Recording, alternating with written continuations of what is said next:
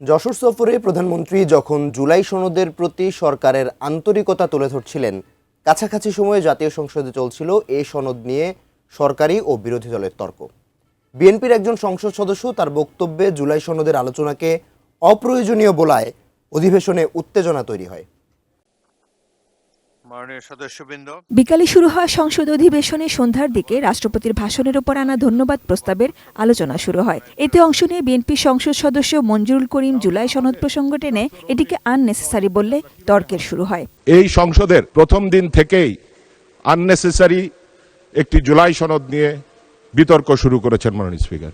July সনদকে unnecessary বলা হয়েছে, এটা কোনোভাবে গ্রহণযোগ্য হতে পারে না। সদস্য বসুন। এ সময় অন্য সংসদ সদস্যরাও হইচই শুরু করেন। স্পিকার হাফিজউদ্দিন আহমদ বীর বিক্রম বিষয়টি সুরাহার চেষ্টা করেন।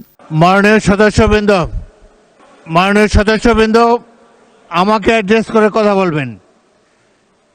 আপনারা যা কিছু বলবেন স্পিকারকে অ্যাড্রেস করে বলবেন। থামানো যাচ্ছিল না সংসদ সদস্যদের, আবারও সতর্ক করেন স্পিকার। মাননীয় সদস্য যখন স্পিকার কথা বলে অনুগ্রহ করে সবাই চুপ করে বসে থাকবেন নিজের আসনে। গণতন্ত্রের সৌন্দর্য হলো মতভিন্নতা। অহেতুক একজন বক্তাকে কেউ ডিস্টার্ব করবেন না। আপনার টার্ন যখন আসবে আপনি আপনার বক্তব্য সুবিধা মতো ভাবে দেবেন। এরপর মাগরিবের নামাজের জন্য অধিবেশনে বিরতি দেওয়া হয়। বিরতির পরও একই বিতর্ক। যে জুলাই সনদ নাকি আননেসেসারি এমন ধরনের কথাও তারা বলেছেন। অবশ্যই রাষ্ট্র কাঠামোর যে ঘুণে ধরা ব্যবস্থা সেটাকে সংস্কার করে গণভোটের যে রায় সেটাকে বাস্তবায়ন করতে মাননীয় হবে। জুলাই জাতীয় সনদ লিখিত আছে, এখানে কারো এখান থেকে পিছিয়ে যাওয়ার জায়গা নেই। রক্তে লেখা দলিল, এই সংসদ জুলাই জাতীয় সনদের রক্তের জন্য আবদ্ধ। এই পর্যায়ে চিফ হুইপ নুরুল ইসলাম মনি জানান, বিরতির সময়টিতে সংসদ সদস্য মঞ্জুরুল করিমের সঙ্গে তার কথা হয়েছে এ ব্যাপারে। উনি বলছেন আননেসেসারি বিতর্ক হবে না, আর মাননীয় সদস্য বলছেন আননেসেসারি জুলাই বিপ্লব। কাজে বিষয়টা আপনি দেখে যেটা সংশোধন করা সম্ভব, অপ্রাসঙ্গিক থাকলে আপনি দয়া করে রেসপন্স করে দেবেন।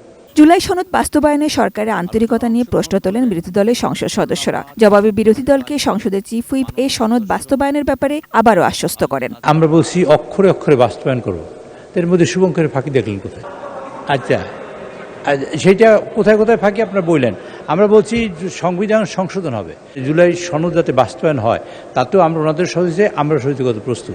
এছাড়া এদিনের সংসদে ছাত্র রাজনীতি, বজ্রপাতে মৃত্যু ঠেকানোর উপায় নিয়েও কথা হয়। ক্যাম্পাসগুলোতে আবার অশনি সংকেত। মাননীয় স্পিকার, আমাদের ছাত্রছাত্রীরা অনেক সময় নষ্ট করে ফেলেছেন। আর কোনো গুপ্ত রাজনীতি তারা দেখতে চায় না, তা চায় প্রকাশ্যে সবকিছুই হবে। Sajida Sweety, ATN news, Dhaka.